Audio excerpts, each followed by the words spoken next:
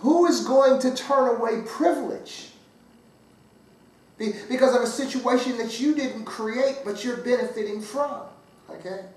So I'm just laying the groundwork for this thing, for us to recognize that protesting, rallies, counter-protesting, all this stuff isn't going to do a thing to improve the lot in life, to improve the situation of our people in this city or in this nation. Our success, our determination is the only thing that's going to make us well and make a wellness for our children to be raised and for their children as well. We dropped the ball.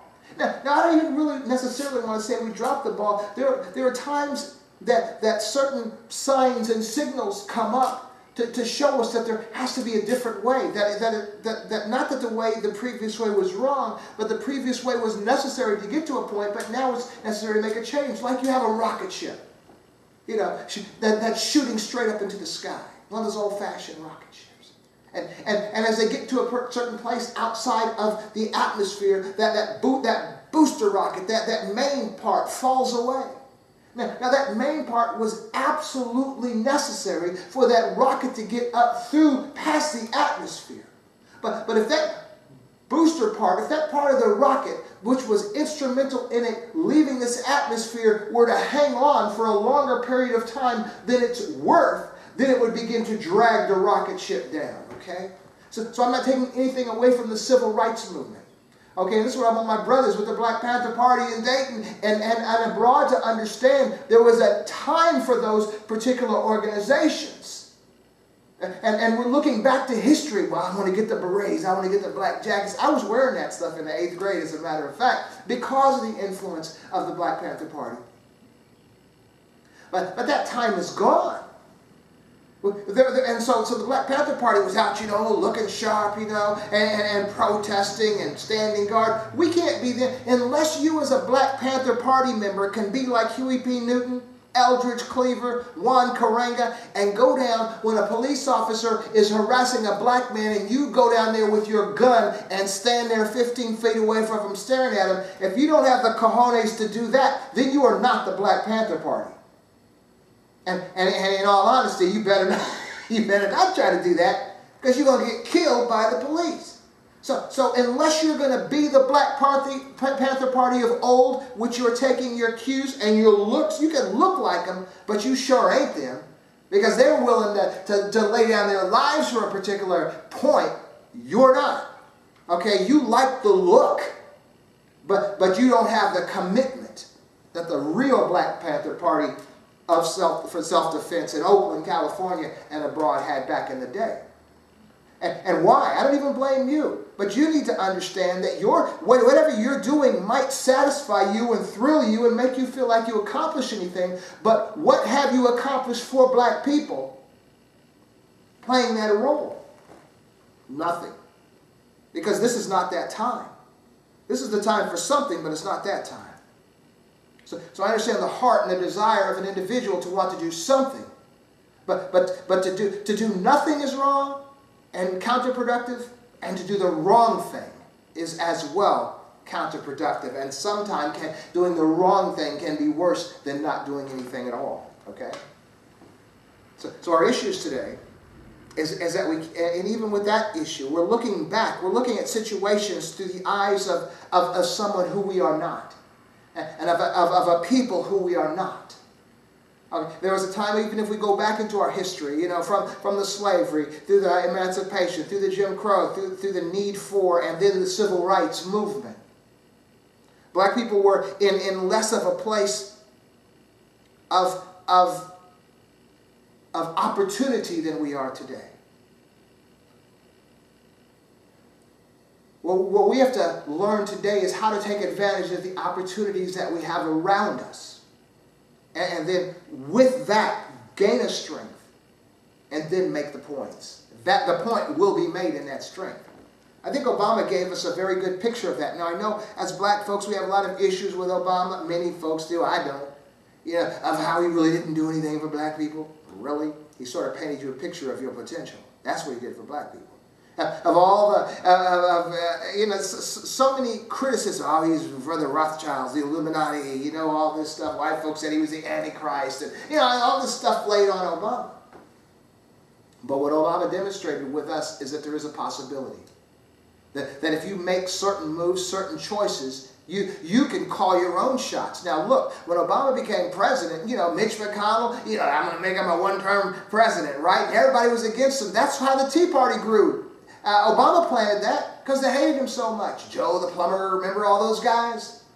And so they fought him tooth and nail, but guess what? He still won a second term. 8 years. You make the right moves. You're a Harvard graduate.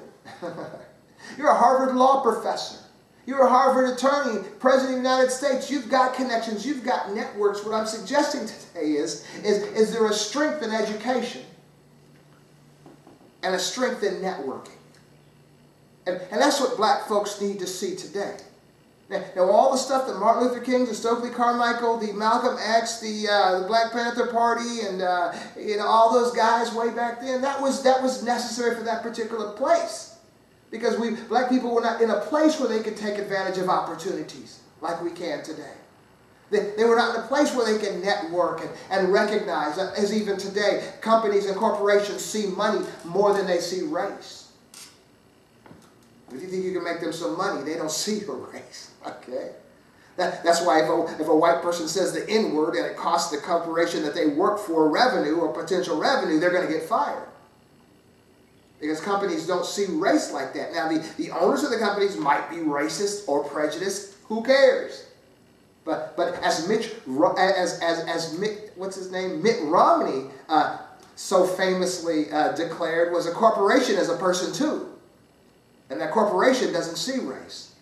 That corporation sees revenue. That corporation sees stakeholders, shareholders, and all the people that are looking for that corporation to benefit. So if a racial prejudice or racism is going to adversely affect the revenue of that person called the corporation, the individual exhibiting those characteristics are going to be gone, okay? And so that's what you got to do. Realize that. That's the power, black folks. And so the problem is we are looking at situations through the eyes of those who came before us. They weren't looking at situations from the eyes of those that came before them. They were looking at their real situation now, evaluating the situation and determining what they needed to do at that time. It was important. I hated Martin Luther King Jr. when I was a young person. I loved Stokely Carmichael. I loved Huey P. Newton, Eldridge Cleaver, Kathleen Cleaver. All them brothers, Malcolm X, all those cats. My father explained to me then it was necessary for that balance. I couldn't have one without the other. But there was a time, that was the time for whatever went down then. That is not the time now. They were seeing through their eyes and their reality of their present, not the eyes of the people in their past. And we as well today need to be seeing through the eyes of the people of our present, our situation now, not the eyes of... It's not time to put on a black beret and a black jacket, call yourself the Black Panther Party, and go stand in people's faces. And you're really not going to stand in the police faces with a shotgun in your hand like Huey P. Newton would. So you're really not the Black Panther Party of the old. You're just looking like the Black Panther Party and being loud about it. But what accomplishments are being made? None. Okay? So when we talk about today, what can we do today? What are we looking at the eyes of today that's different from yesterday? It's as different as Martin Luther King and them looking through the eyes of what happened back during slavery. If Martin Luther King Jr., just consider this, if Martin Luther King Jr. and the folks that marched with him, all those good people, had tried that back when slavery was actually happening, they would have all been lynched. For real. So Martin Luther King Jr. couldn't use that tactic 100 years prior. It would not have worked. And so we are trying to use today, too many of us, the tactics that Martin Luther King Jr. used 60 years ago. It's not going to work. Different time. There's only one way we're going to defeat this thing. Now, there are 5 aspects to it, but just one way. And that is to realize that it's us. And we have to clean up our act. We have to make sacrifices. Now, even when you go back to those slave revolts, that was necessary for that time, even though they all failed. Because that was necessary to get them to a place of emancipation and in the civil rights movement.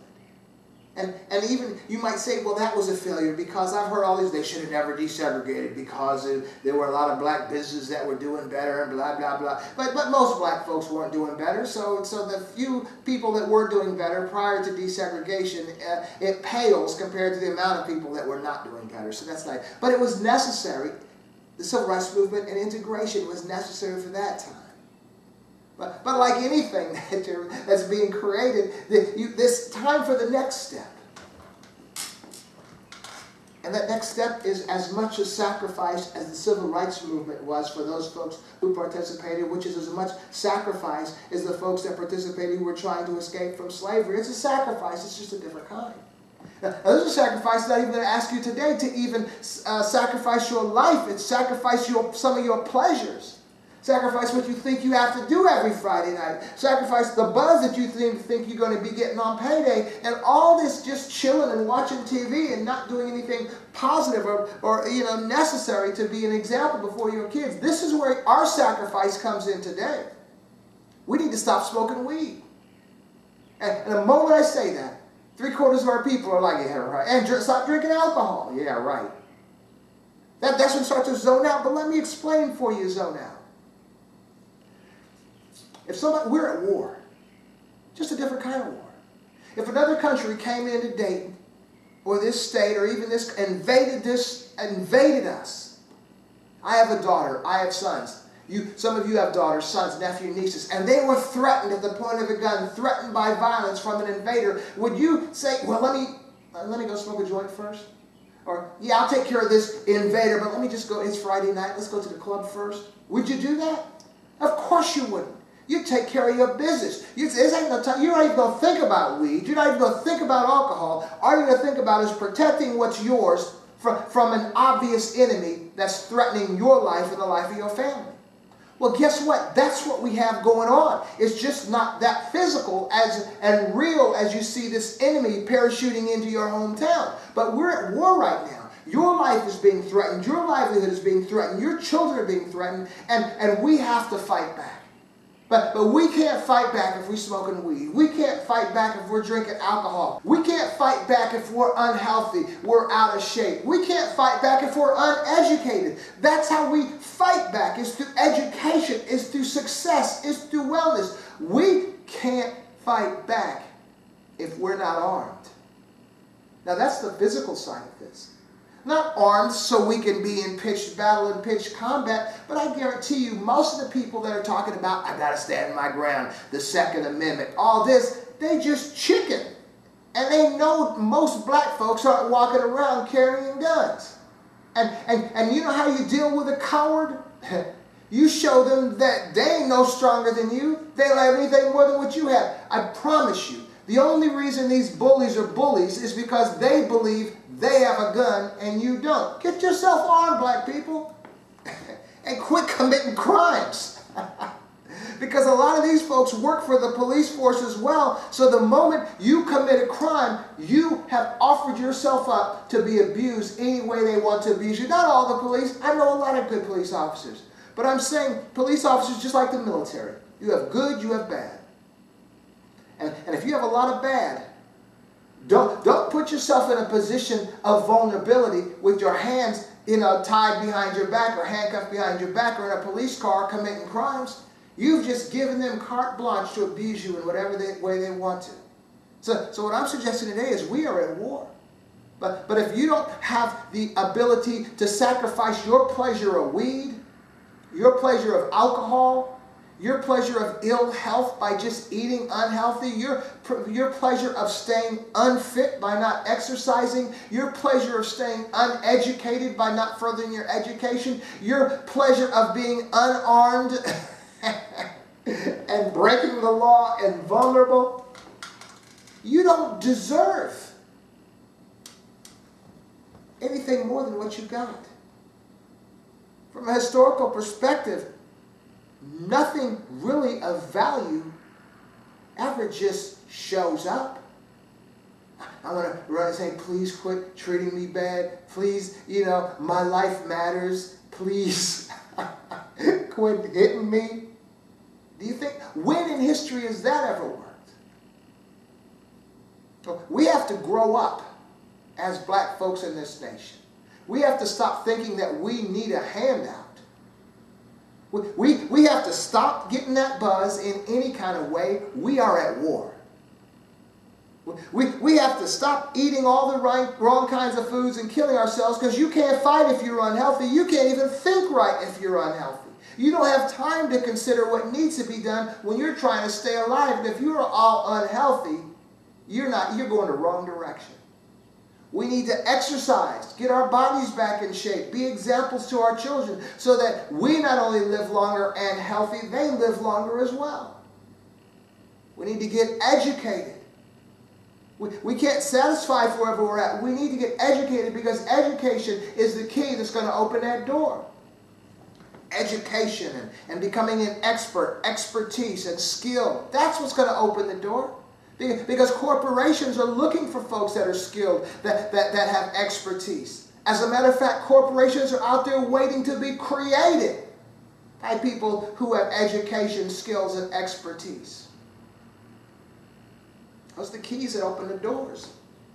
And we already covered, get armed legally, stand your own ground. The perpetrators, the cowards, the victimizers will back off if they know that you are armed. And most of them are not educated. Most of them are not healthy. Most of them don't eat right. And most of them are still getting that buzz. Why? Because they don't feel they're at war. They just feel they're an occupying force. We need to recognize what's going on. Take off that black beret and that black jacket and pick up a school book and a calculator and send that message to your children. That's what will deliver them from this mess we're in.